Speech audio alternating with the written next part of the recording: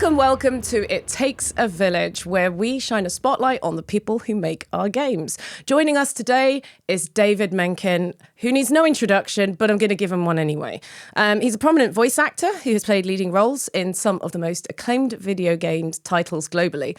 His notable performances include Luke Skywalker in Lego Star Wars, Barnabas in Final Fantasy XVI, Malos in Xenoblade Chronicles 2, Dag in Assassin's Creed Valhalla, Breach in Valorant, Preston in Battlefield Bad Company 1 and 2, Magnus in Final Fantasy XIV, Shadowbringers, Jay and Zane in Ninjago, Nindroids and Shadow of Roning, the iconic voice of Red, the OG Angry Bird in Angry Bird's Journey, and we have some updates from the man himself.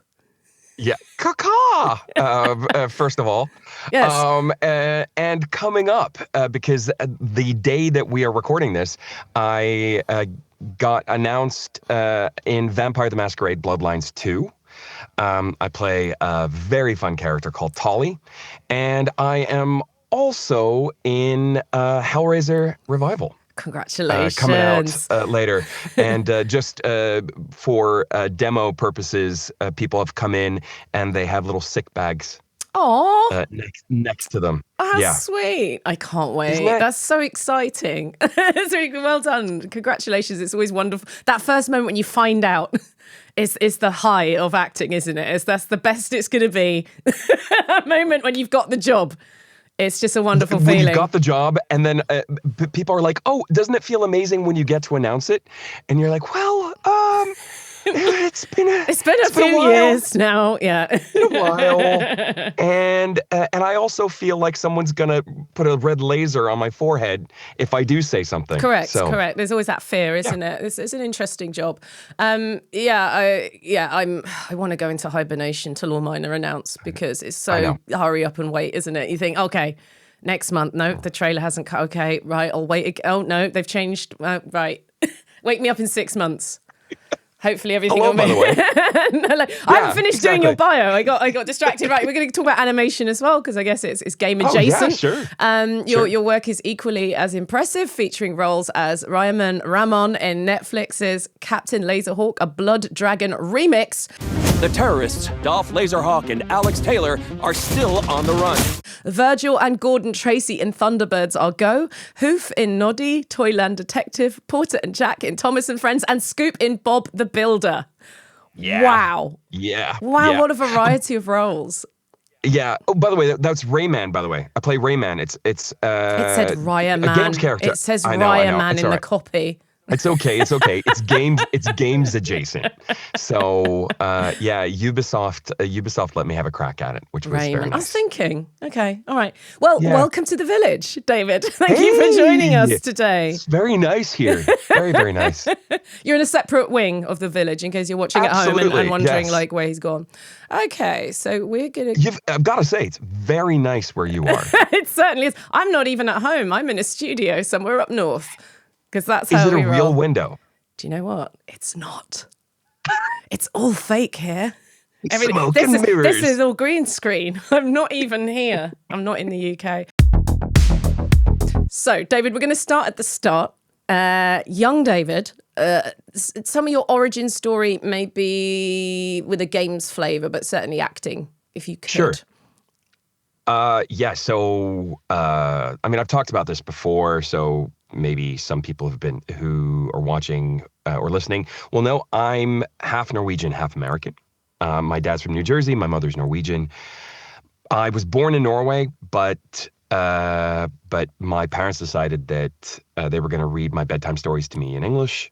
And from there, they were a bilingual family anyway. And then we moved around the world. My dad worked in oil, so we were in Africa. We've been in the States, and then we ended up in Surrey, where I went to an American school. And around that time, there was this channel showing my age. There were these two channels that you could get if you had satellite TV. One was Sky Channel, which became Sky, and Super Channel. And there I got to experience things like Transformers and Thundercats. And all of my friends just like wanted to be like Lion-O and stuff like that. Yeah, and I yeah. wanted to be like, I wanted to be the cat and like do the, and Snarf. exactly. And like Snarf. try different, snarf. But like try out different voices and try to figure out how to do it. And I fell in love with it, and I sort of wanted to learn how it ticked. And we didn't have YouTube, we didn't have that kind of stuff, so I didn't get to try it out. But I became an actor. I was singing at the time, so I started out with musicals, and then from there I got to do plays and stuff, and I loved it.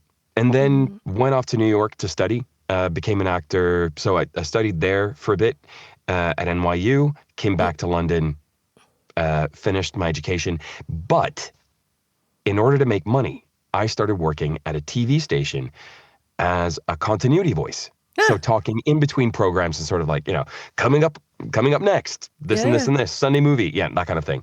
And I was so bad at my job. I was awful. I did not know how to use my voice.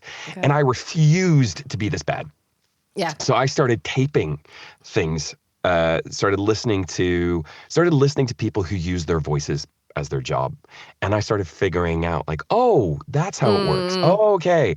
That's how you tease someone to stay on the channel. That's how you go from something very sad to something end of a really sad movie going into, but coming up next, this like ridiculous comedy show. Yeah. How to make that connection.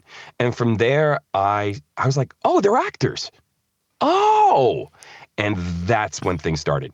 And I got a voice agent.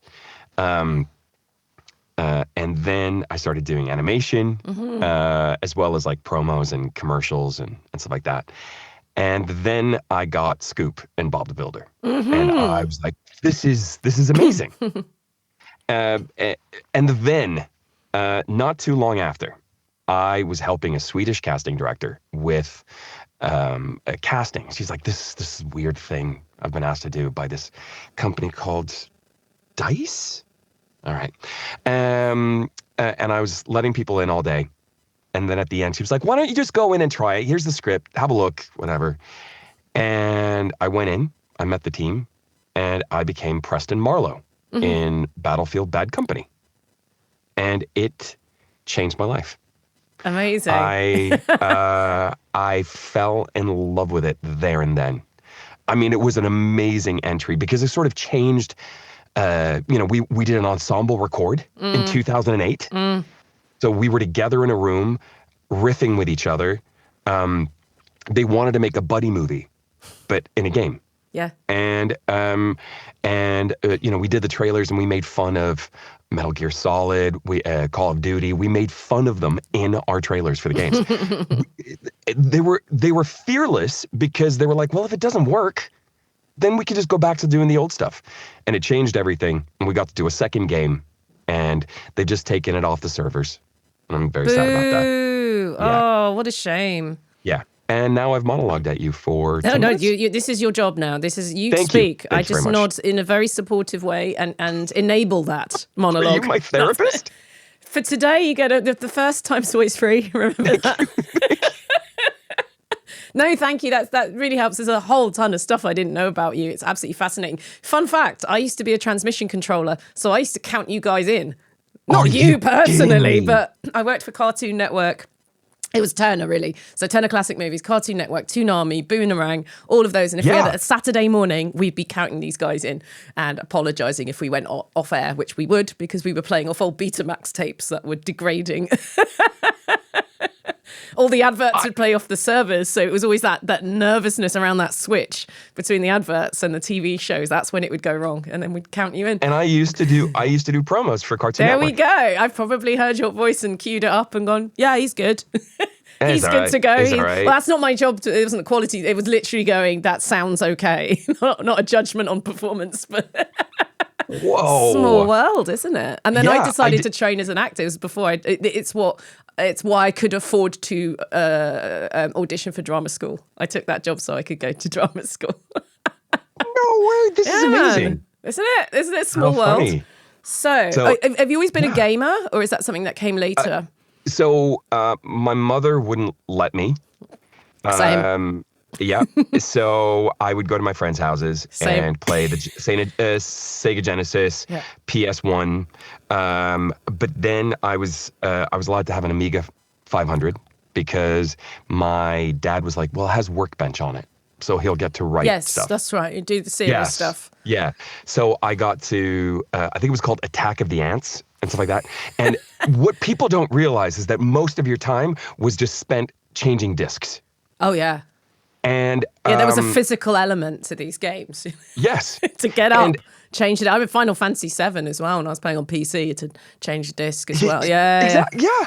And then, and I remember the big day when my dad took me to a convention so that I could buy the upgrade so that my Amiga 500 was now an Amiga 1 megabyte. Amazing. Did you ever program on these things? I had a No. Amstrad. I was such a weirdo. No. I'd spend hours making a little sprite move across the screen, and as soon as I turned that computer off, it was gone.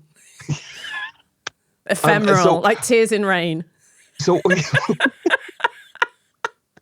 so all I got to do was on the because my school was posh, I got to work on the Apple computers and make the make the arrow move across the. Heck yeah. Yeah, that's as far as it went, and I have dyscalculia, so I can't do numbers. Did that make it better or worse? Well, artistic. Yeah. Okay. Good. Yeah. Better then. Okay. You made it fun. Exactly. You gamified maths for yourself. So I do. The way for me to know left and right is I have to hold up my left hand and do an L. But if I get really stressed, I go, which one's the They're both L's. Which one? So you. I was never meant for that world. Okay. Thank God, because thank God I'm an actor, because this is what I can do. I have very few transferable skills. I can yell. At people. Well, that's no, I yell at he's people. in at the moment, so you know. Just let me get this straight. The timeline straight. So you were at NYU. Sure. You trained like a good classical training before you got into voice. Is that right? Yes. Yeah, because I had a similar thing in that although doing mocap is useful for obviously and everything else, the one thing I wasn't trained was anime and games, so I had to find that one out for myself, and it's interesting hearing you say that too. Yeah, and it was the acting was sort of came first, and it really is the backbone of what I do, and I think it's why people like us keep getting hired. Because other than being extremely talented and personable, yes, close up. But I think that people say to me, "Oh, you're so versatile," and I go, "No, I try to make the character fit me and for me to fit the character. That's all I do." That's such an actory way of approaching it, because a sort of, dyed-in-the-wool voice actor is demonically possessed, which I think is its own skill. It's not something I can offer. But my God, they just have so many voices in them, and you... I've been on panels with them, and I sort of just have to bow to that, because that's a completely different way of working. I like to tell when people think that we do that, I go, well, you might get, as a voice actor, you'd be asked to do a 47-year-old and then a 52-year-old who come from the same town, and they have to sound completely different. And I can't do that. That's me losing the job.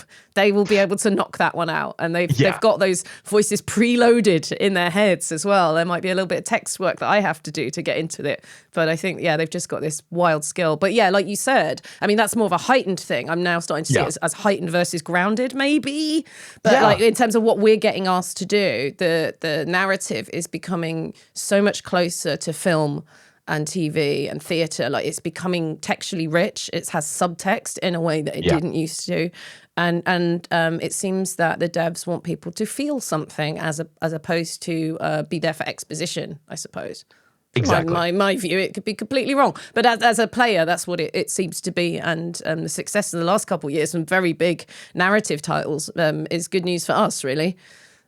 Yeah, absolutely. And the thing that I've noticed is that it's not just because they're hiring people like us. They're also hiring the writers who understand narrative process. And it's not someone just going, I need to write exposition here, and my lead character is going to provide that exposition. You can have other people create the exposition by putting you in a situation with them, and it's just thinking a little bit, smartly about it. Yeah. And because of that, we are.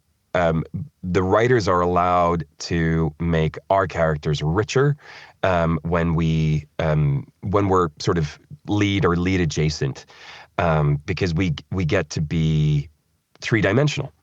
And it's not, you of course you've been in a game where you were the only voice, so therefore you've had to provide absolutely everything. Now that means that you have to have somebody really good in the writing, the writing chair, a really good actor, and you've also have to have a development team, or one person sometimes, who will allow that to happen. And then every so often you find the unicorn, and that is a dev who can do all of that working with an actor. There's not that many of them around. I was going to say they're incredibly rare, but when you find them, you hold on to them with everything you have. Hold on to them, absolutely. And it's interesting how, I'd say for a lot of people get that experience, get trained. Kirsty Gilmore put it really nicely on a panel I did with her, in that the mistake that some devs make when they're directing is that they see directing as a task that needs to be done. And I think it's such a succinct and accurate way of putting that. And of course, some people are born to wear all the hats, and they're naturally I think Mike Bithell springs to mind. He's a natural director. I don't know how he does it. I imagine, I don't think he's had that training, but he's just got the right personality to get the best out of the actors. And then you see some audio engineer that sat in the room with directors, once the spotlight's on them, and they haven't got a chance because maybe, that directing thing, it's a series of voice files to record as opposed to a performance to capture. And I find that really interesting because I've no interest in being a director. I also realise it's very hard. And I'm certainly not going to roll out of bed one day and go, I'll give it a go, because that is a different brain. I mean, you really have to work. 100%. 100%. And if you want to make me laugh, it's when we've been working with an amazing performance director for a long time, and then you get brought back into work, and you're like, oh, where's ... And they go, oh yeah, no, it's I've decided that I'm gonna do this, and I go, okay, all right. So the performance director made this look easy, yeah. So then it becomes this thing about, all right, am I gonna, are we in a situation where you're gonna allow me to help you? I now at least know the character that I'm working on and so on like that. But it is, all of these jobs are so specific, and the people who are good at them are gold. But then you've got those few people like Mike Bithell, we just worked with him, who can do everything. And but he's an amazing communicator. Yeah. He's that's so much of the job, and so much of being good at any job is being communicating effectively, asking for help when you need it, delegating, all these things. Mike, I can listen to him talk on Play, Watch, Listen while I'll clean an entire house, but I'll remember what he talked about. Oh, he'll love hearing that. Just keeps me interested. Oh, he's fine. So I can clean a house listening to Bithell. You'll love that. I could, yeah. He doesn't bore me, and he keeps me. There's the part of my brain that's not like polishing something. I've just realised finally something's just clicked, because it wasn't in the bio that I read. Is of course we were in Tron. We've just done Tron Catalyst together, so that was really cool. I've played the demo. I haven't had a chance to play the full game, but it's lots of fun. I got to play it, and then I got to play the demo, but I didn't get. And Mike, he said he was going to send me a code. Just text him after you've done the house. After you've cleaned the house, go, Mike. I was just thinking of you. Also, listen to me sounding grand. I live in a flat. Okay. I live in an apartment. I live in a studio now, so you do. This is more room than the actual place I live in. This I might try and squat Peek here. Peek through and yell at the neighbors. There you go. It's just a wall with a light behind it.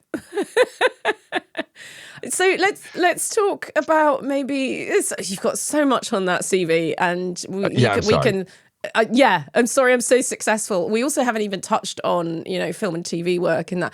Is there stuff that you want to highlight now? Because, I've read out all the big titles and everything, and we can go into them. But what, as a performer, what's been really nourishing for you? What's really stood out in your career? It's the thing with my sort of my film and TV career is that once again, just like with games, I don't really have control. Yeah. Because I think that there are a few people who get to a certain level and they get to say yes or no. The only thing that people sort of at my level get to say is I don't think I'm right for that role to audition for it, or or do you know what? I've got enough of these parts on my CV. I shouldn't do another one because then I'll get pigeonholed. And yes, on screen, I am the CIA guy. I am the detective. I am the Norwegian. So you're the handsome brave boy, is what I'm hearing. Yes, How awful for you. Terrible. Yeah, and then I also play the sort of I don't know if we can swear, but authoritative asshole. Excellent. Yeah. So you have that range. Yes, that is what I play. Authoritative good guy, authoritative asshole. That's great. Authoritative. People love depicting authority. That's where you want to be. You don't want to be playing a guy in the background who is desperate to say something but can't quite say it. They don't write stories about him so much. No, they don't. And I'm also there to go, here are your papers, sir, the bad guy went that way. That kind of stuff. But that's where I started. Yeah. And then now, like last year, I got to be in a movie called Heads of State, where pretty much my entire job was to just be as American as possible, get shot in the head, and get thrown out of a limo by Idris Elba and John Cena. That's it. That was my job. If we can unearth that clip and put that up here, that I'll be very happy. It's on YouTube. Got company!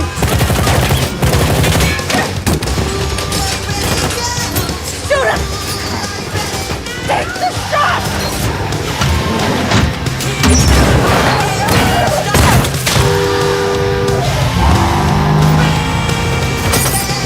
Shit. Take the wheel! Okay! Help out, I got this! Sorry, mate! So, It's a state, okay.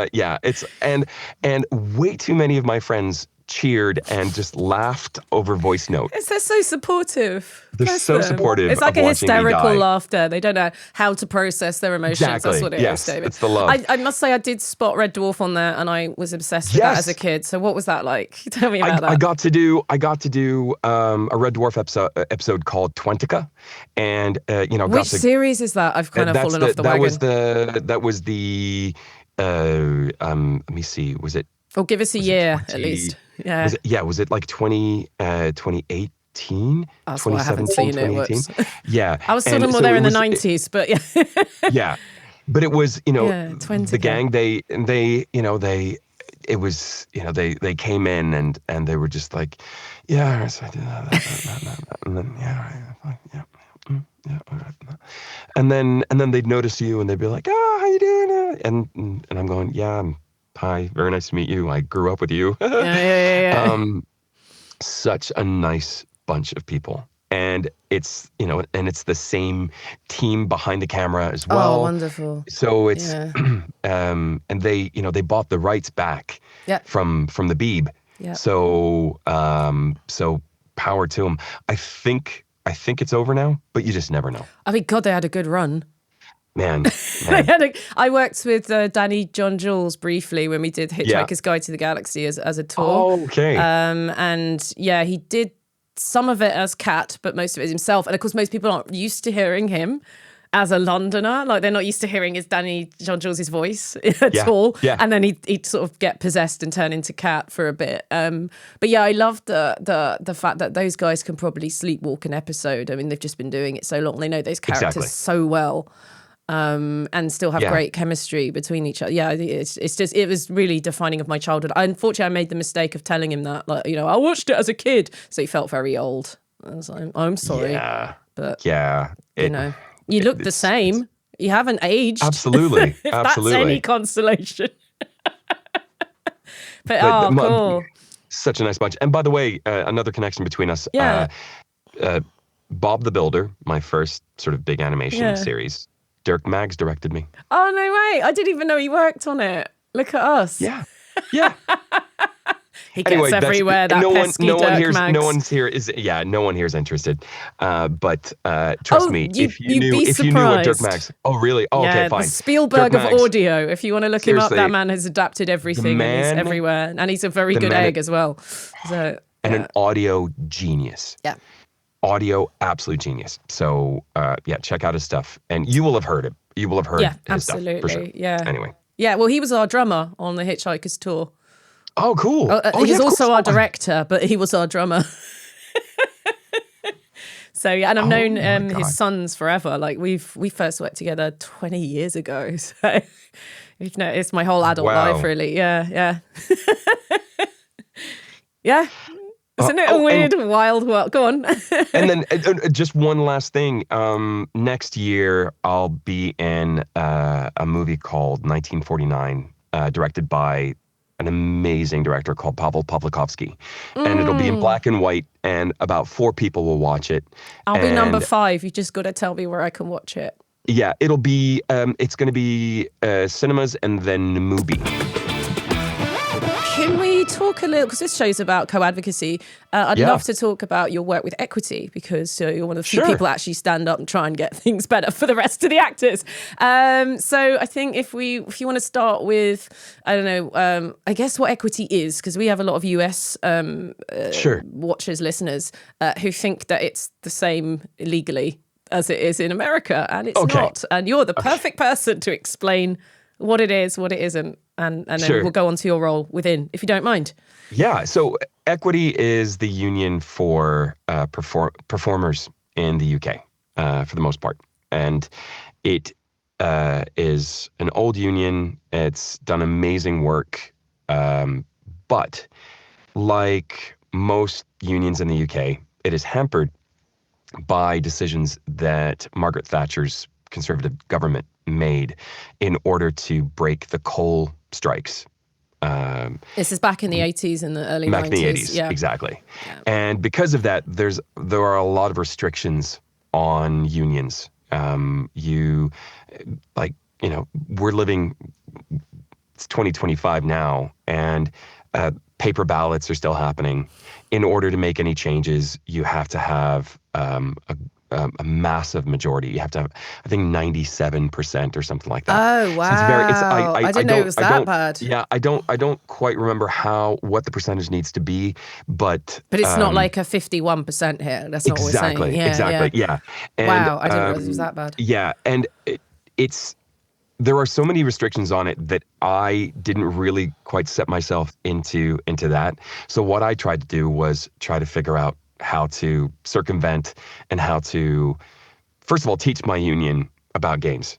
That was my first aim. And I stepped in after amazing people like John Schwab, Jane Perry, Trevor White, Joe May had tried a first time to get some guidelines in place and make sure that we were protected. And sorry, David, can you explain why there aren't any guidelines in place in the way that film, TV, theatre, audio all have these guidelines? Yeah, well, games are, it's a relatively new industry, and it grew exponentially and scared people because it didn't follow the rules. So if you think about just one thing, how you promote a movie versus how you promote a game. So for example, for a movie, you have to have trailers made where you see the faces of the actors. Usually, you have to get people to go in and sit on the couch and do talk shows, and you get print. You get journalists to write about it. And with games, well, very quickly, you used the gamers themselves to promote games. And you didn't need these budgets. You didn't, and also, first of all, the games didn't have the same budgets. They just didn't. You know, AAA is something that sort of happened after a while. So because of all of this, games just sort of fell. They went under the radar when it came, because they were like, well, you know, if you're going to go in and work in a motion capture volume, you're not really acting, are you? If you're going in and and speaking into a microphone, you're not really acting, are you? And then games happened, and games started to have an emotional impact. To give you an idea of the last time equity made a change in the industry, they created an interim agreement, so a temporary agreement with electronic arts. Oh, remember what happened to them, guys? About, one day ago from when we're filming this. But And this was at a time when EA had a building that you could see when you flew into London. You look down and you're like, EA, whoa. So they had an interim agreement where you would get paid £250 per hour to work. How long ago was this? 1997. Oh, God. And if Spoiler, it's not much different now. That's why I was laughing. If you recorded more than 50 lines, you would get a buyout of £500. More than 50 lines in 1997 meant that you were a lead. Because that was the amount of space for the audio to go on a disc, on a CD-ROM. That's so wild. That is still the way that game actors are seen and remunerated to this day. Yes, it has not increased with any sort of inflation or. So Exactly. I'm wondering if this is because after the unions, you know, all the laws change about the unions. That's when games legislation starts to come in. So there's nothing to refer to before that. You don't go, well, if 1979, this is what we would have charged. So adjusted for inflation, this will be this today. Because I think that's what all the other TV and film and theatre agreements go off. I don't think you'd be able to start from scratch now because you've got to get everyone to agree. And there's no pressure to agree because it's not a closed shop. So that's something we haven't mentioned. It's not a closed shop. So if we somehow decided to go on strike, 99% decide we're going to go on strike for games, whatever, anyone can cross that picket line with absolutely no consequence whatsoever. No consequences whatsoever. And exactly. the actors I know would absolutely do it. So. Yeah. Oh, to be fair, they might forget to vote anyway. So there's all that. But yeah, and I think years of, generations, and it is generations of Brits who haven't seen people speak truth to power effectively, means they're really not aware about collective bargaining. And the first instinct, in my experience, has been a race to the bottom. It's every man for himself, and there's no collaboration. And of course, it's not going to move. It's exactly where they want us, especially with those, what I call a double NDA, in which you have an NDA and they still don't tell you anything. That's wild. That is, I find that wild. I suppose it's to cover if you do accidentally find something out, then they're covered. But that doesn't mean that now that you've signed it, we can tell you everything, which is normally what an NDA is if you do a movie, for example. And I find it wild that you could do a movie for a Sony Pictures movie. And it'll be your name printed in bold on the script. So if you share that, that's your career over. But if it's a Sony game, you won't know what you're in. It's the same company, completely different, and it's just wild. And it's also alarming that in America, because we get a lot, a lot of the time we go, well, if we were in America, this is what we get, and it's even helped, I guess, set 2 hours if it's a shouting session. That's sort of a SAG-AFTRA agreement. All that sort of vocal stress and how many parts you'll play and all that. I think it seems to me that a lot of that is inspired by what SAG-AFTRA have agreed. But even then, they have the same problem with the NDAs and underpaid and all the rest. And it's just wild. It's still this Wild West. And a really scary thing that's being added to NDAs at the moment is that if you find out that somebody has broken their NDA somewhere, your NDA compels you to let production know. Okay. Oh, we're going to grass them up now. Okay. And that's something that where I just go, I don't know. I didn't I have hear a terrible anything. memory. Yeah. I have a terrible memory. That's And, wild. yeah, and the great thing is that everything's codenamed anyway. Yeah. So listen. People have fucked up and have divulged stuff that has affected the share price of a company. I understand why NDAs exist. Yeah. Then again, I think that what happens is that there's this huge power imbalance, and from my part, my job working with the union, other than to educate the union on how games work and what dangers are, and I mean dangers, are there. We have, because games are the way they are now, you can be brought in to scream for hour upon hour upon hour, and then you're expected to go home and then come back tomorrow and scream again. And it still happens. And I have been pushing for, a 2-hour cap at the end of the week. And also to make sure that in the audition stage, you are informed that this is what is expected of you, and you are given a chance to work with some dummy text in order to find out if this is comfortable for you. That's really good. I like that. And if it works. So that kind of stuff. Yeah. That's the kind of stuff that I was trying to bring to it. The other thing was motion capture and performance capture actors. We found out that they weren't necessarily insured on set. Oh my God. Yeah. In the volume. Because the people who run the volume didn't understand that you need performance insurance in the UK. In the States, people have to provide their own because of the way things work there for the most part. But here in the UK, no, the studio has to provide that insurance. And the other thing is that we have people being asked to do stunts, sometimes without a stunt coordinator, without any stunt training. Without any training. Yeah, yeah. And they'll do it because the actor wants to please, they want to work more. They might even think they're capable of it as well. Yes. And that goes with the screaming as well. And I've heard so many times, because obviously I know more voice actors than I do mocap and stunt performers, but the amount of times they've had a screaming session and then at the end of the session, they've booked a commercial the next day. And that's serious money. They actually pay pretty well. So, and so there's something in advocating for yourself on that. And I know actors don't want to, and that's not part of our conservatoire training. It is to go all out for the job. And that's really bad advice in my opinion.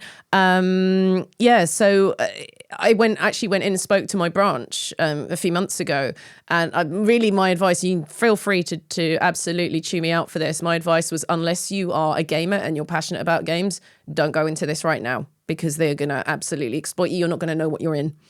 You're probably not going to be paid to the level you should be, because they might keep that from you, that you're everyone's got a story. Every non-gamer has a story about how they got a call from a gamer friend who's heard them in a trailer on some massive show and gone, oh, you're the main bad guy. Yes. And then they've realised how little they've been paid and blah, blah, blah. And another thing is, again, if you're watching and you don't know how this works, we don't get residuals either. Nope. And that's whatever, but maybe we should be paid very well in the first place, and then we won't complain about that so much. Well, yeah. And to go really granular with this, acting agents are now getting very interested in games. Very. So look at all those adaptations that are happening now. Exactly. Isn't that interesting? Yeah. Yeah.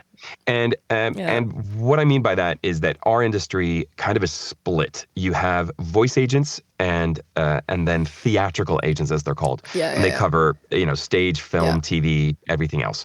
And the theatrical agents are becoming really aware that there's money to be earned, because a voice agent will say, well, fine, my client's not making a lot of money in isolation, but I have 20 of my clients on this game. And they go, oh, really? And so then they push their clients to go in. And that's why I'm really pushing for all the agents to become educated as well, because they're the ones who can say yes or no. They're the ones who can be the guard dogs while we go in and smile and say yes. Yeah. So there's a lot of stuff here. And I mean, the people who watch your show and listen to it, a lot of them have become voice actors. They start with fan dubs, and then slowly but surely, because they get to know someone, they'll be asked to work on games, and they don't know what their worth is. They don't know what they're supposed to do. So what I say is if you are passionate about this, if you like it and you get into it, if you get to a point where, let's say, 3 different entities are asking for you to be involved with what they're doing, then you need to ask someone else to advocate for you as an agent, because you at that point are seen as an asset, and you should be treated as such, because there are so many people that I've worked with who were like, I've done this for free for 5 years, or they've given me a copy of the game. And the thing is, the same happens to film and TV actors. You know, it used to be you do a short film and you'd get a copy of the movie or the short film, and for your show reel. That works. I always had to fight for that, though. I always had to fight every time. A rugby tackle a student. I was like, come on, man, I did this for free. Like, give me my copy. Yeah. but if you get to a point where you start having a show reel of stuff that you can show off, that means that you're a colleague of ours. Yeah. And then you need to look at... Please don't undercut us because you have low self-esteem. Like, find out what the rate is or what the going rate. Ask other people. And then perhaps we do. But the amount of people I've met who'll go in and I'll go, how much are you charging? And they'll go, oh, no, not very much because I'm just starting out. And it's like, well, you're now in the professional league. They want you to do it because they think you're as good as someone. Yeah, can you please charge more? Because the rest of us will just have our wages cut. Don't do that. Absolutely. And I used to go on certain pay-to-play websites when I was toying with the idea of a voice actor, but it was just such a race to the bottom. And then in the way that Fiverr is, you know, if you're doing more mainstream work, it really is that. And it's people happily get someone who's a bit more average because they'll do it for free. Yeah. And it's such a subjective industry. It might sound really good to them. It might be fine. It might be fine. That's fine. We'll just go with that. They're doing it for free. So yeah, it just hurts everybody. So there's a really good book called The Art and Business of Acting for Video Games by Julia Bianco, who's a casting director in the US.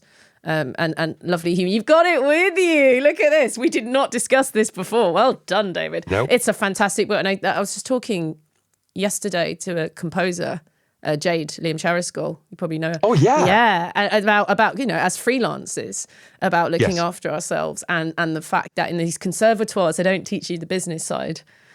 They'll teach you how to act very well. Yeah. So they don't teach you how to act for games. That's starting to come in, but they're not going to teach you how to navigate this. So this is where people get very caught up, especially when it's wrapped up in a legislation that protects them. You know, anti-competition laws. If we dare to talk about minimums, that sort of stuff. So it's wild. But I offered to go back to Mount View School here in London that I trained at to go and do a masterclass with the students, and they didn't respond. Because they didn't understand. They now work with a few teachers who teach for games because they're seeing all of the students are going, we need this. You're seeing us on YouTube. That's what's happened. It's exactly. The Final Fantasy and Baldur's Gate 3. They started to see all these British actors everywhere. You know. Yeah.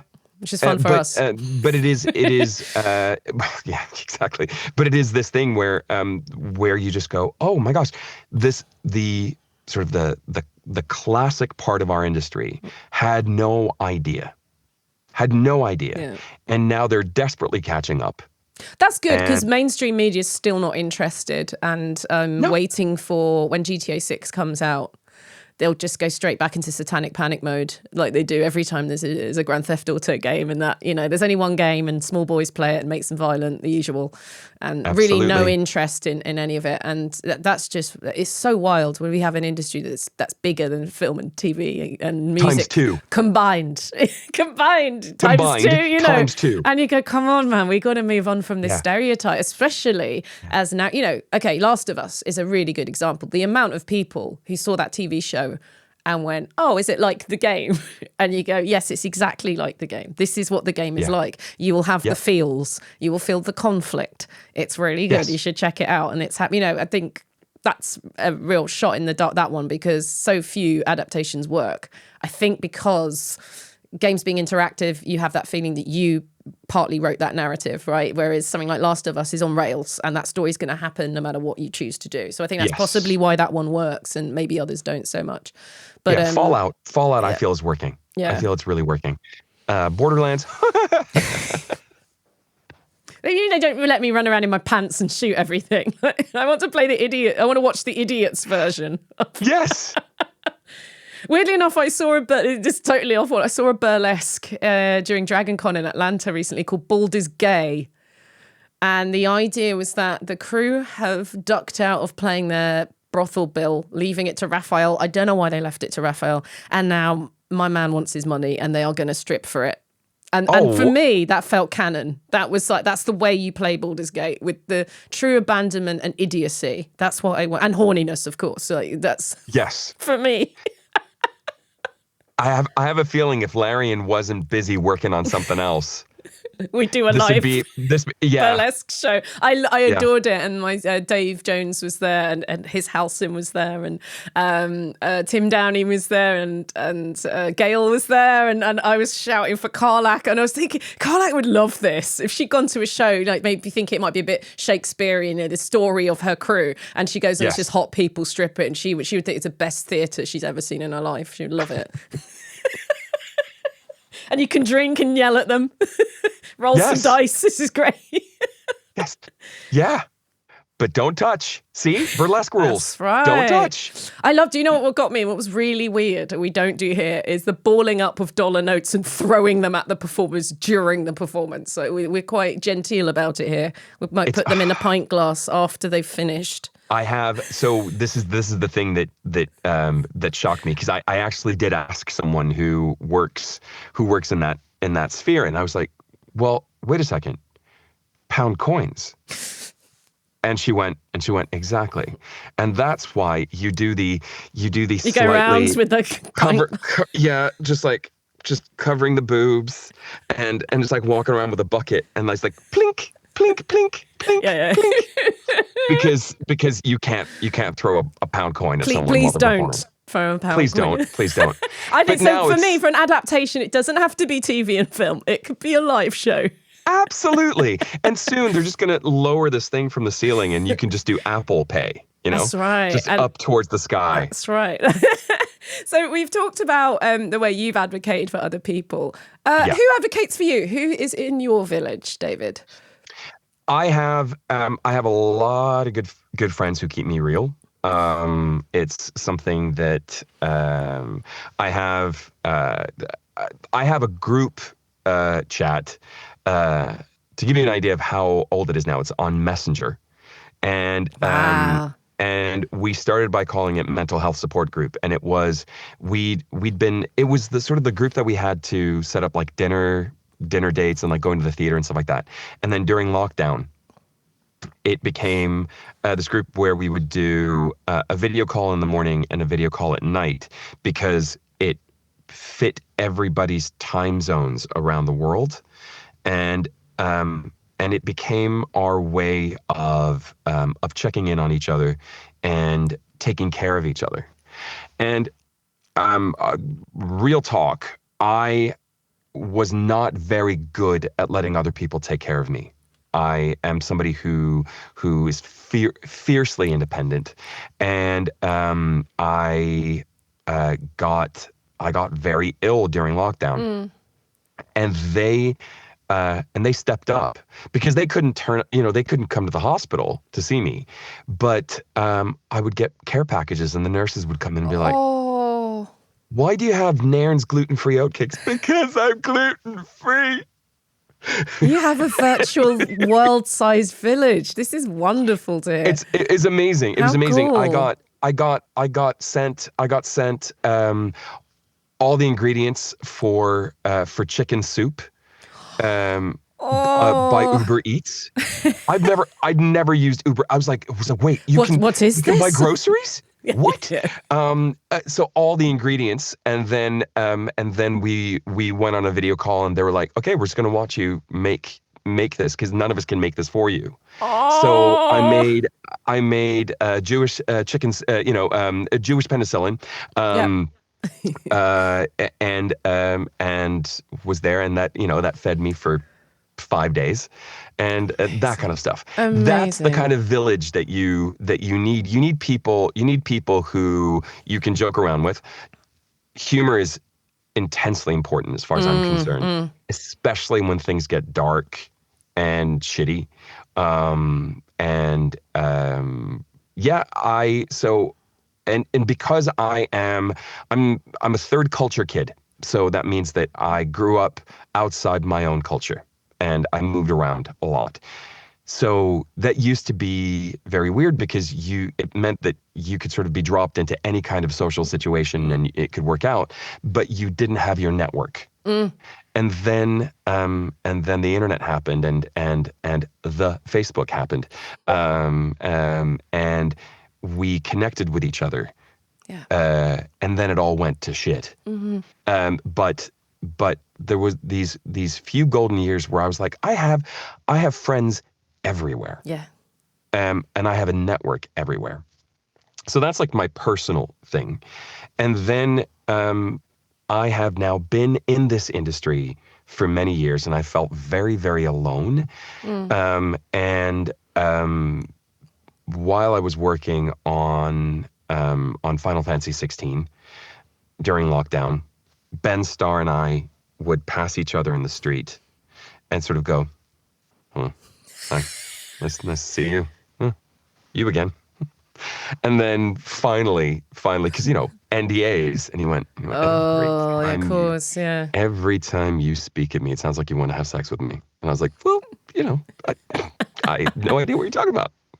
And then we got to have a rap party, and then you're like, "Who are you?" And I got to meet Harry McIntyre. I love him. He's such a gem. He is just like, if you go on his stream, or if you see him in any kind of situation as doing Natural Six or whatever, that's him. Yeah. That's how he is. Yeah. And the only thing about him is that when he's talking to you, that he would rather be at home with his family. Yes. That's the only thing you have to keep in mind. He frequently tells me that to my face. That's fine. Yeah. I'd rather that for his kid. I want the kid to have a dad that wants to be with him, so that's good. But that's all the young dads in TTRPGs. They love their babas, and it's just really wonderful to see. I love it. So, and what happened after Final Fantasy XVI was I was introduced to a lot more people, because people were like, "Do you know what? We can't be this isolated. This industry can't keep us this isolated." So this person called Jules Hardy, who's a presenter, exactly, it just was like, "You need to come to BAFTA. You need to good for you, other Jules. people." Yeah. And then bit by bit, I was introduced to people like you. And the first time we met, we had to do a Q&A and interview each other at BAFTA as if we'd known each other for years. We had about an hour to get to know each other.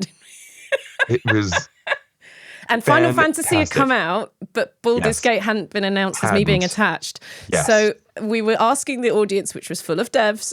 It was queer devs. It was LGBTQ topic. It was Pride Month. And we were going, okay, so is there a game that has a queer lead who has a happy ending, who gets to live, and their partner gets to live, that we can name? And we all sat there and stroked our chins. And I was there going,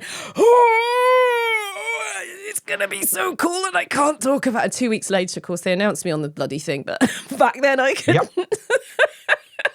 And so that's how we met. Do you want a nice fact that Yes, nobody seems to remember? I was the one who said, "Get in that corner, all of you," and I took the picture of you guys at BAFTA. That picture was that you? That was me. That was me. And everybody was just like, "It seems to be well received." And well, it was weird because it's a bit like doing theatre. You see your friends, but you don't always get to see their shows, and it's never taken personally. You just the friendship to me is more important than someone just going to my shows and then not talking to me, right? Yeah. So to go to BAFTA after years and years of being in games and people go, I heard that was good, to go, oh my God, I've been romancing you all week. It's amazing. It's an amazing game. Like, people loved that game. Like, they really did. And it was a different reception than I was used to after years. And like, anyone watching this is going to be sick of me talking about BAFTA, but so many of our in real life meetups just fell through after COVID. That is kind of what in London, that's kind of what we've got on the regs. So that's why I'm just going to keep mentioning it. And it is you don't think a Zoom call is charitable enough? thing. It is a charitable organization as well as an awards ceremony. We're not having an awards ceremony every month because that's what it sounds like. We are hanging out and making connections and checking in with each other. And to be honest, most of the village is there or at Develop for me in the UK. And then now I've got international. American folks are so friendly, the devs, mainly on the coasts. And it's wonderful because we are all in this together. And I think the different roles means there is more room for the friendship, weirdly enough, because you're not going to be crossing over a lot of the time with some of these people, the lead artist or something. You know, you just are friends. You just happen to be in the same industry. And I really, really treasure that. And that's partly why I'm doing this show, is to go, this is what they look like. This is what they do. Yeah. Exactly. Like, we're supposed to be making stuff that's fun. We should be having fun at work too. Yes. You know? Absolutely. And you know, it's this thing where no matter what kind of entertainment industry you're in, celebrity is the one that you think that you have to push, right? And it's so different to being an actor. I've been watching this the last couple of years. Like, it's like you have to choose. Do you want to be a celebrity or do you want to be an actor? And the actor it's not going to be as big, but you're going to have a longevity. Celebrity, they're going to just wait for the next one to come along and you'll be over. And but people are learning that the hard way. The hard way. And then, and it's because there's these people, and we all name each other. We talk about each other, and in a sense, I guess that what we're doing is that we are sort of cultivating celebrity in a little bit because what happens when it sort of happens organically is that it's because those people are really talented and they're really good at their jobs and they're really good people. That's what I find, and what I like about places like BAFTA is that you can be nominated and you can win an award based on merit and based on you doing well. Now, what has to happen, what people don't really talk about, is the fact that the people who make the games have to actually put you up for nomination. They have to push you forward. And a lot of them are like, well, I mean, performance is part of post-production, right? So it doesn't really matter. But and then there are certain game devs who get it. And I fucking love it. Like places like the Chinese Room, you know, they get it, and they've been through some turbulent times, but as far as they're concerned, they want to tell good stories, and they want to lift talent. And it doesn't matter what that talent has done before and what they're moving on to. Yeah, isn't it wonderful? They We've did got that. this for us. Yeah. It's so it's so That's heartening. I'm staying in this industry as long as they'll have me, because I have absolutely been employed on merit in a way that I did not experience in film, TV, and theatre to a degree. Like, it really mattered. And part of the reason I do, you know, Instagram is because I'm aware that if there's not a certain number of followers, that I will be disregarded. There is this weird balance. You have to be somewhat visible. But to be fair, if we were just invisible, then we're starting from scratch every job. If you have like no reputation and you're assuming, they don't have time to play the games, do they? And look at the credits and then look you up. They don't have that time. So unless you cultivate some sort of visibility, and I see it more as visibility than celebrity, because there's a little bit of a difference. I totally agree. Yeah. For me, celebrity is somebody who's famous for the sake of being famous, because otherwise they'd have a job title. I have a job title that's actor, so I'm going to do that. And yeah, if this was film and TV, this would be very normal for me to go on screen and do interviews. It's just finding that balance and making sure that I talk about work. That's my rule, is I talk about work. It's not about me. It's not interesting. Not to me anyway. And so my persona is so close to me because I'm not really having to do that. I'm not exposing anything I don't want to do. I don't talk about anything I don't want to do. So it's just very close to who I am. But then I'd give very little. So that's my own special sauce. Yeah, and that's the interesting thing for me. There's certain people who have cultivated a persona. But what I can promise anyone watching or listening here is that it's you. The person I'm talking to right now is the person I meet when we're at a studio going into a job, when we're at an event. It's a breath of fresh air because we're people who love what we do, and we kind of made decisions where we just went, well, as long as I talk about what I love, I'm not lying. Yeah. So I don't need to create another version of myself. A more palatable, a version I think will be more palatable or will, get the most views or whatever. Yeah, absolutely. Yeah, I'm old school like that.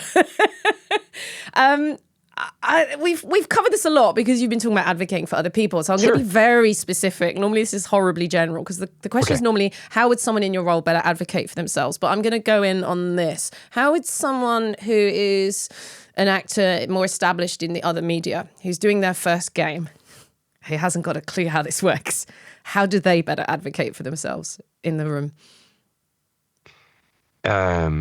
Okay, so you go in and they go, right, we're going to start with Barks.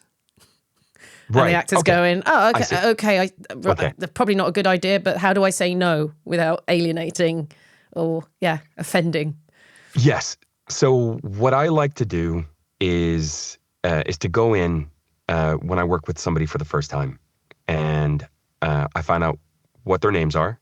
We might forget each other's names and so on, because there's usually a lot of people there. I always do that as well. I go, like, tell me your name. I'm going to forget it, but I'm going to try. Yes, exactly. And I'm more, for some reason, I'm so focused on saying David, than listening to someone saying their name. With the same person. You know your name, Sam. Just I know my name. Put that on autopilot. That's fine. That's taken care of. Yes. So what I would say is go in and let them talk about stuff. Let them explain what they're doing, because they're so proud of it and they are so looking forward to bringing you in. And then your job, if it's your first time, what you say is this is the first time I'm doing something like this. So therefore, you're probably going to have to hold my hand a little bit more. I am very used to doing certain aspects of this, but I don't know how to do everything for you. I'm not afraid of criticism. But I need you to help me get the product that you're looking for. Please don't give me a line read. Please don't tell me, don't say the line to me. This is something that sometimes I say it if it's somebody who is like a small dev team that haven't done a lot of recording. I will say that to them. I say, try 3 times to get me to understand what I need to say. If I don't get it in 3, then just say the line to me and I'll say it. I think I have somewhat of a reputation because I get to the 3rd time, I go, for God's sake, just tell me how you want this. And I go, no. And you go, just do it. I need to move on from this. I clearly don't understand what you want. Yes. Just tell me how to say it. It's 1 line. Yeah. Well, By the way, that is fantastic advice. Thank you so much for sharing that. That is a wonderful way to set the tone. To feel that you're in control without being on the back foot and reacting to something that happens in the studio. Yeah. That's amazing. And then you ask them, how are we going to do this session? What are we going to do? And then they'll say, okay, so we're going to be doing stuff to picture. We're going to do stuff that is sort of emotes, and then we're going to do barks. And we were thinking, let's just get the emotes and barks out of the way first. And I'll go, well, would you mind if we did some stuff that has more narrative impact first? Mainly because it'll make sure that we get the tone of the character right. It'll make me understand the character, and it'll make you understand that that I'm doing things for you right. The other thing is that if we do emotes and barks first, I will probably use, because I'm nervous and because we're starting out, I won't be as protective of my voice, and I might get tired earlier than you need to. As far as I'm concerned, it is better for us to do barks and emotes at the end of the session, because we can always pick those up. They don't have anything to do with the narrative structure of what we're doing. And if I say to you, "Oh, a line read," I'm not happy. Especially if I go, "Oh, a line read," and I'm going to steal that. Thank you, David. That's incredible. I'm making a mental note of all of this, and I might even write a David's Creed, because this is solid.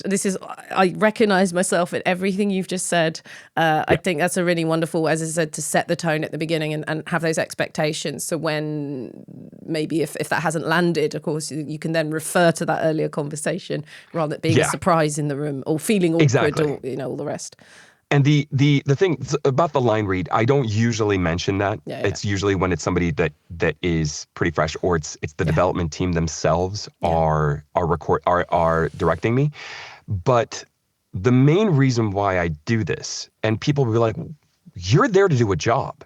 Why are you imposing your wishes?" Well, the thing that I say to them each time is that what I'm doing is I'm starting the dialogue. Because I will do better if I feel free to ask you questions. If I understand what's going on, then I will do a better job. The final thing, especially if you're working with somebody brand new as an actor, there will usually be, let's say, 4 to 6 people sitting in the room because they're all so excited for this part of the process. What I will say is, I love collaboration, and as we go on, I will get to know who I can ask about what.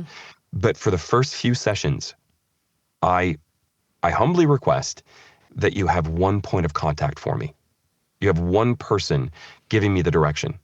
So you can either have the chat with the talkback or the button with the microphone open so that I can hear it, or you can switch it off and then you can come back to me. And I will lip read, but yes. Yes, exactly. I will be lip reading. Yes. Because and I will assume the worst. So please leave that open. I will always think that you're talking about me instead of I mean, what they you are, want but they're for probably lunch. saying nice things. They probably say he's fantastic. I'm glad we booked him, but Yes. Going on. Why did you turn? What are you saying? But this is me in super advocacy mode. Well, we like that. This is amazing advice, and of course can be translated to different roles as well in life as well as in the games industry. It's really good stuff. Yeah, and I don't do all of those things, but what I set as the aim for myself is that by the end of my first session with these people, we will have had a dialogue. It's not about them requesting me to do things and then having long conversations without me. I want to be part of this process, and that is my aim as an actor in the game space. I want to be part of the narrative process. I am not part of your post-production link. Yeah. Thank you. Thanks. I'm so lucky I'm working with, absolutely, solidarity. I'm working with a wonderful company called New Tales on Fading Echo. I have no NDA. I'm in the Discord. I can see it all. I can see all the conversations. A lot of them I don't understand. But it's fine. I feel part of the team. They're very much, when I said recently, "Oh my God, you've done such a great job." They were like, "We've done a great job. You are part of this team." I almost cried. Like, no one's ever treated me like, and it's, wow. They're former Blizzard devs based in Lyon in France. So it sounds like they've taken the best of a AAA and discarded whatever was the worst of it. And it's just inclusive and open, and I haven't ruined anything. I was allowed to film in the room. As soon as that was recorded, they said I can release it. They weren't like, oh, it's full of spoilers, we need to sign off. Of course, I posted it in a Discord so everyone could see it. Yeah. They were cool. They're very cool about it. They get it. And the reason I'm mentioning it is I hope it catches on. Because everything you said, conversations we had before we walked into a room that charges by the hour.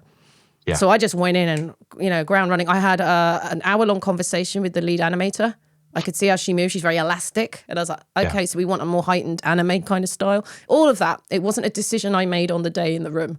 And I wasn't sight reading because they gave me the script. Even if it wasn't finished, it didn't really matter because 90% of it's there and that's all even if it's 20%, that's enough for me to get a sense of that. It's just very open. And I'm going, what have I revealed? I've revealed that I'm in it, which they also revealed. I've revealed the other cast members, which they've also revealed. So that's Matt and Laura from Critical Role, and Jasmine Bular is writing it and she's starring in it as well with me. She's playing my mother, because why not?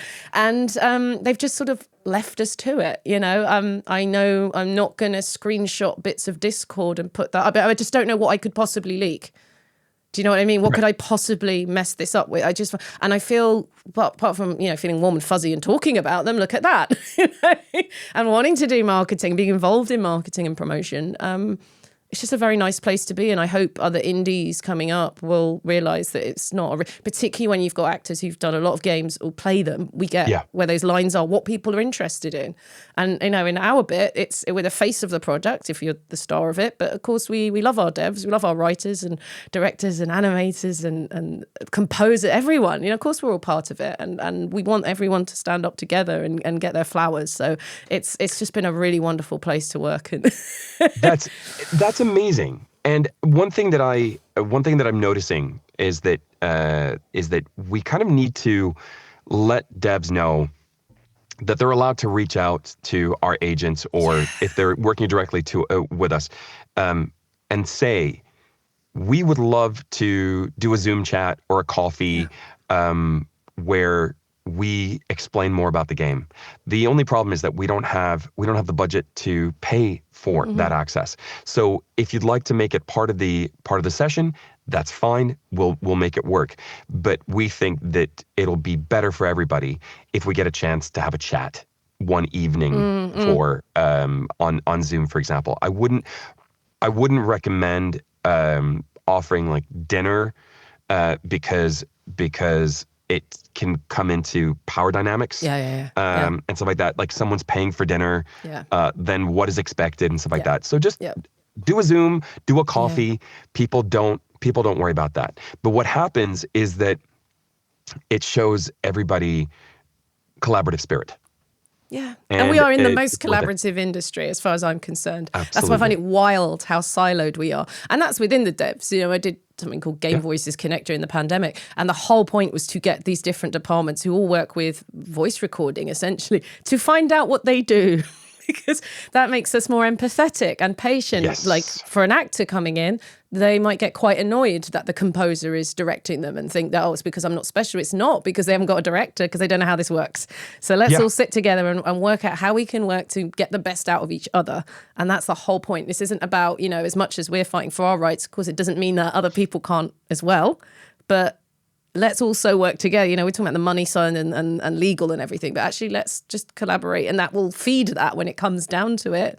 When it comes down to doing something on a political level, we have that rather than going, I don't know how to do, I'll just have to, just every man for himself, which I just keep seeing happening in this country. When the train strikes happen because they've got a very strong union, everyone else kicks off and you go on strike. You're allowed to go on strike too. Yeah. Isn't it wonderful? Yeah. You just got to get everyone to agree to it. That's going to be the problem, because it's been so devalued and seen as, it's been so demonized, unionization, the last 40-odd years. By keeping us siloed, it's very easy to just go, well, this doesn't really affect you, so, don't worry about it. Don't join in with this. They're doing bad stuff. Yeah. But one other thing that I kind of want to say to people who are working in our side of the industry, actors, look out for your engineers. Oh, yeah. Look out for your sound engineers. Look out for the team that's recording you in the motion capture, performance capture space. 100%. Because it is just expected that they're going to be ready at all times. And especially if they're doing stuff where, let's say they liked the first part of my monologue, and they liked the third, the last part from take 3, and they need to splice that together. And they go, can you just do that? And they'll use whatever terms they use for that. And the engineer will do that. And then they're happy, so they'll move on. And I'll see that the engineer is like working, stuff like that. Well, I will usually say, oh, yeah, just give me a second. Or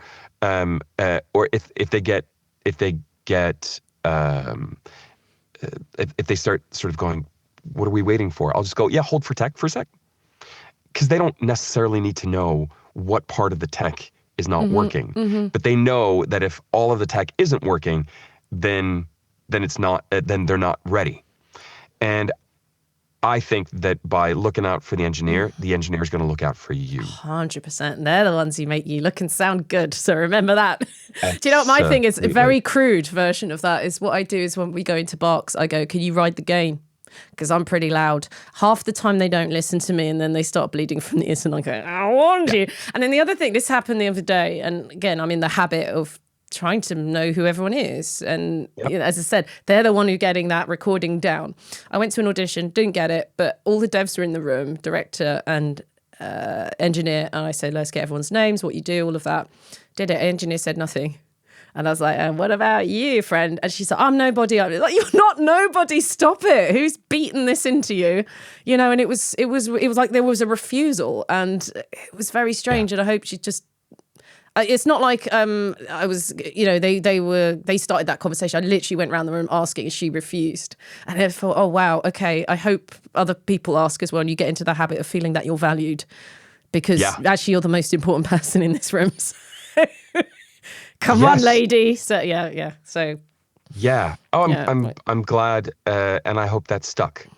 Yes, with them. I hope they didn't feel too bullied because it took 2 attempts to go. No, seriously, what's your name? Oh, good. Thank you very much. Pleasure to work with you.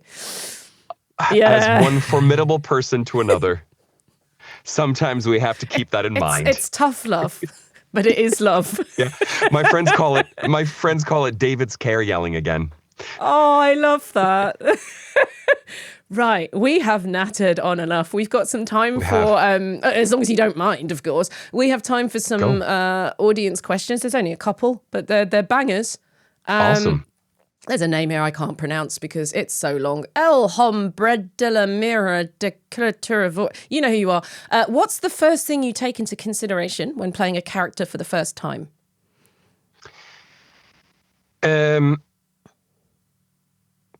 It usually happens at audition stage, and then it's reinforced later. So what I will do is hopefully there'll be a picture or a drawing, sometimes a stick figure, and then there'll be a biography.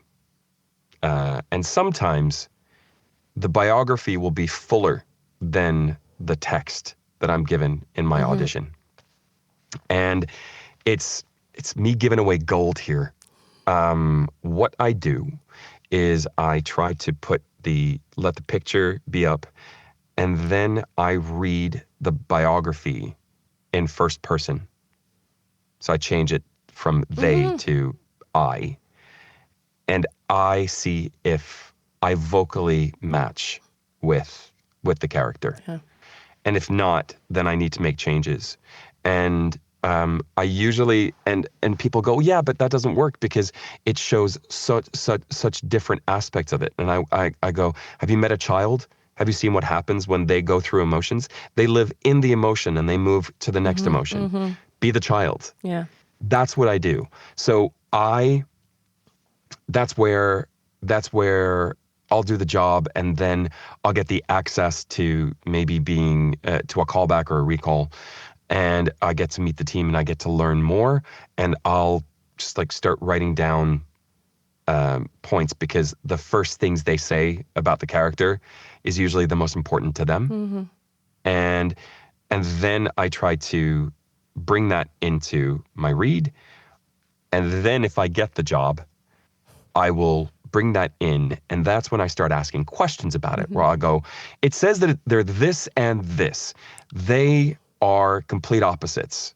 which one do you think? I said complete opposites work for a personality, but it's very difficult from a performance point of view. So what is the overriding? What is the anchor there? Nice. And that's when I find it, and then we'll read through a few things, have another chat, and then go into it. And then usually at the end of the session, I'll say, hey, can we just play a few of my lines, like the last 3 lines that I did, and the first 3 lines, and see if they match? Yeah, I do that. Yeah. Because I normally have to re-record it. Yeah. Also, and with the knowledge of who that person is, I go, oh, no, hang on, I've got a different idea for this. So can exactly. We just... Yeah. And so, and also, I only do that because really good performance directors have done that to me. I see. You know? And that's why, but that's why. And so hopefully the performance director will have thought of that, but I will, if not, if they've been busy with something, usually the client can be, on it. It can be on them, and they'll, and then I'll just go, hey, do you mind if we just, while they're doing that, do you mind if I listen to the first couple of lines I did? So I hope that sort of answers it, because it's finding the character really starts at audition stage, as far as I'm concerned. Oh yeah, 100%. I've always attacked it. Well, always. The revelation was about 10 years ago when I went, behave as if you've got the job. You have the job. This is what you're going to do. And that really helps in the aftermath as well, and dealing with rejection and moving on. Because you go, I did the job. The job is done. Yeah. I don't have to think about it anymore. And then it's a nice surprise when you get the job. Exactly. Yeah. That's great. I'm stealing. Yeah, go on. Yeah. Can I ask the same question of you? Oh gosh, it really depends on what they've sent me. I think I'm always text first. That's the theatre person in me. The voice is so last. It's the last thing to come out of my body. I really want to, I'm probably trying to find the things in common we have, and that through line of, is it consistent and all of that. And those are questions I'm going to be asking in the booth as well. Like, oh, hang on, this seems to contradict that. What do you want more of? Exactly that. If I can find subtext, delicious. But there's so little text. Normally an audition text, then you don't get that.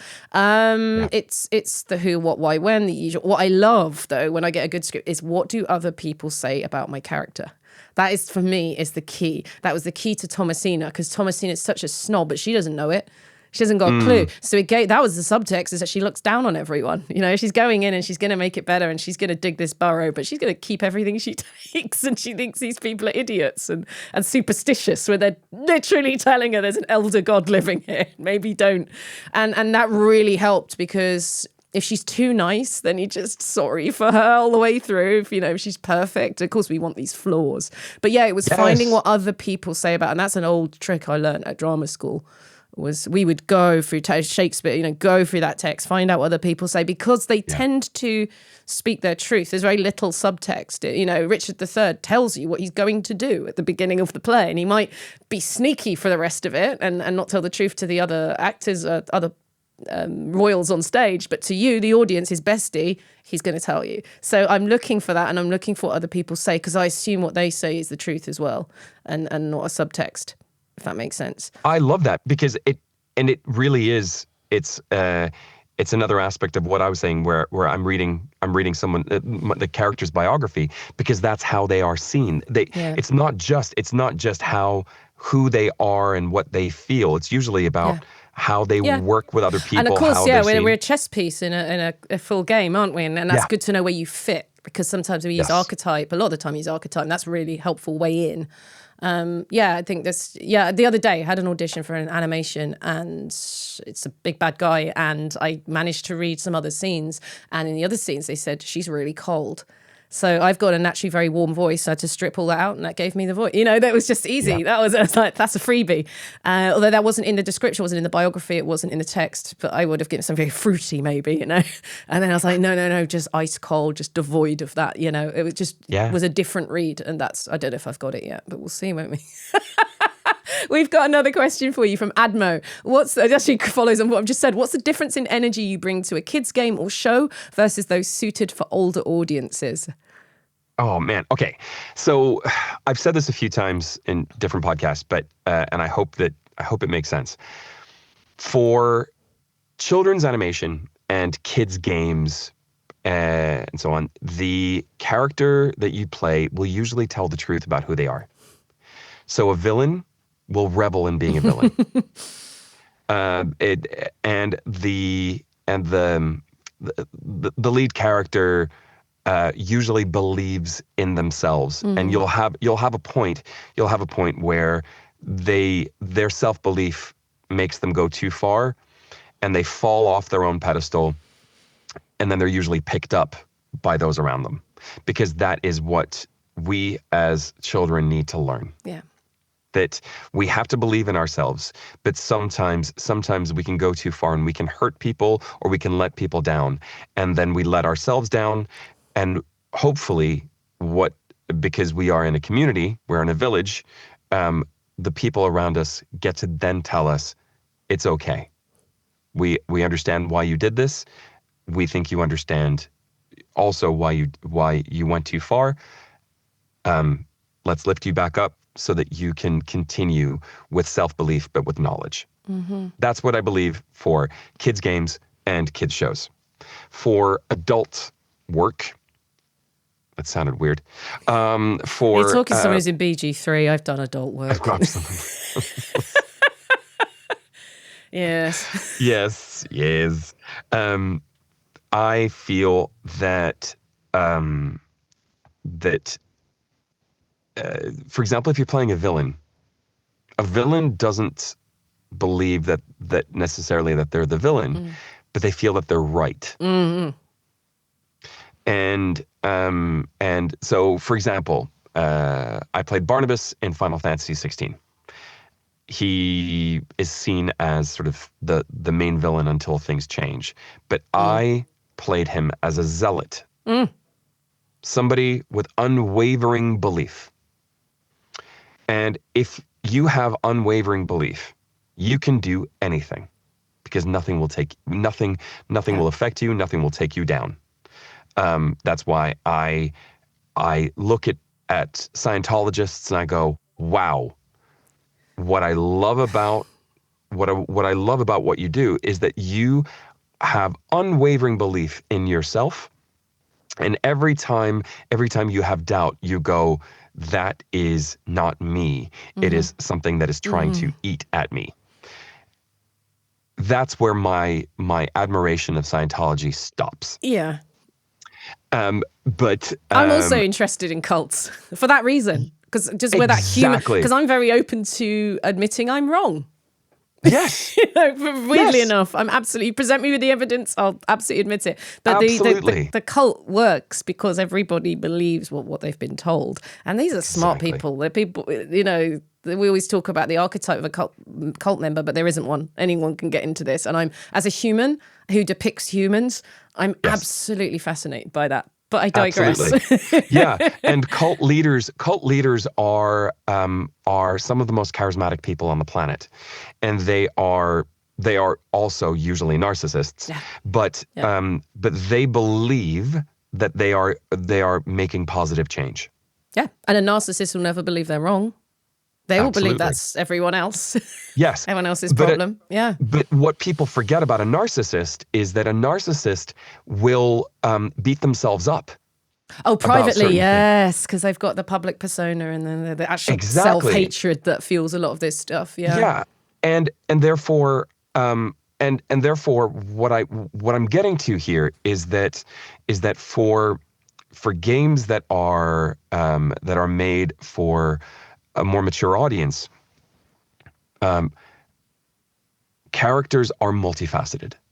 Characters will be one way with certain people or maybe an audience, and then another way when they're in private. And if you're lucky that they've been written that way, yeah, you can have so much fun with that. So much fun. Yeah. But the other great thing is that someone, if I'm playing someone who betrays the protagonist at the end of the game, I will not play the betrayal because I'm not out to betray them. I'm there to finally be allowed to tell them the truth. That's the difference. I love that. That's really good. So thank you. I hope that makes sense. I meander, but hey. No, I'm stealing all of this for me, even if no one else is. They're absolutely. This has been such a good talk. The last question, bit of an odd one, but I thought you're the only person that can actually answer this. This is from Captain Beatrush. It says, so, in Valorant, when you're playing as Breach, he says something that sounds like meaty peak. And I know that's probably not what he's saying, but it's become a bit of a vocal tick for me and my friend when we're playing. Anyway, what's he saying? I could probably Google this, but I'm Breach. Hold on. I'm going to sort this here and now. Google's like, what? What? Have you just done a Google whack and put a yeah, unique it didn't search work. in? It didn't work. Oh, yeah. Okay.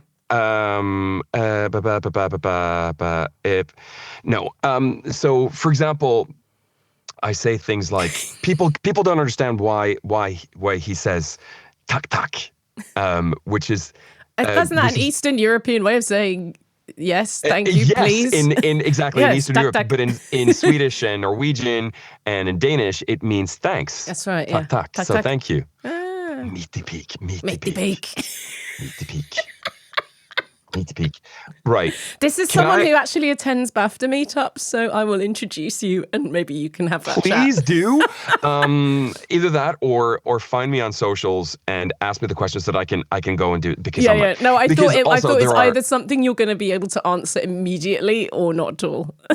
Right. Well, I'm so happy because I might be meeting some people from Riot soon. Excellent. So We can isolate the audio. We can do a full analysis. we can do a full analysis. What is David saying and here? what the hell is David Menkin saying? There'll be subtitles. I don't know why she hasn't put the subtitles on, but okay, there we go.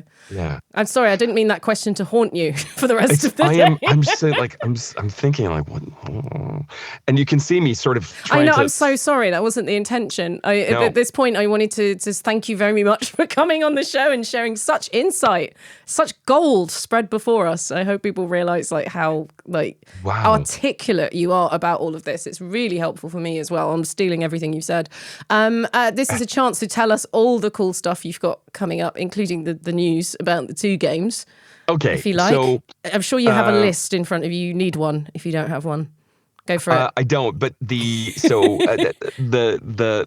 I have some amazing stuff coming out next year, and it's and what's really awesome but very frustrating is that I get to go and watch what people are experiencing when they go to like Gamescom and PAX and stuff, and they're playing the games that I'm in that I can't talk about. But I'm like, oh, this is interesting. Ooh, okay.